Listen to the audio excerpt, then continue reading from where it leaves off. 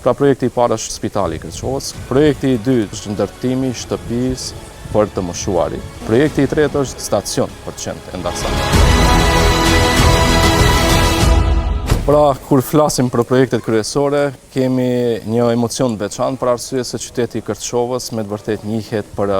ndërtimin e spitalit të ri, ashtu quajtur të ri, ku gati 40 vite qytetarët e Kërçovës e presin këtë spital dhe ne dje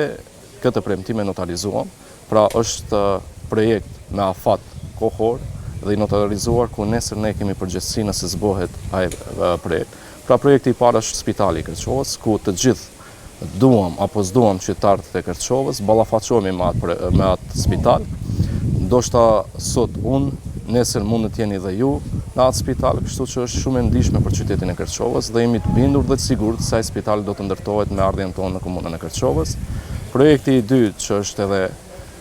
edhe ai më I vlerë për qytetin e Kërçovës, është ndërtimi I shtëpisë për të moshuarit,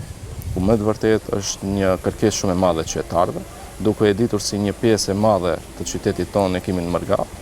edhe kemi njerëz që I kemi për shtëpiat vet, pra të moshuar që na rrin vetë të vetmuar, dhe ne do të jemi dora e zgjatur për ato që do kenë një vend takim, një strehimore ku mund ta kalojnë ditën dhe kohën e tyre të pleqësisë.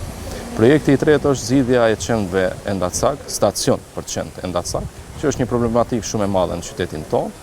ku gati 13 vite nuk ka zgjidhje. Premtime në çdo fushat, por zgjidhje asnjëherë. Pra ne këto jemi që bëjmë dallimin, se ne nuk premtojmë vetëm premtime, por ne edhe realizojmë. Atë realizim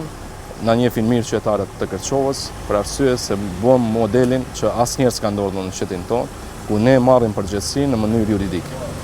Për atë jam I bindur që atë çka e premtojmë se do ta realizojmë në qytetin tonë.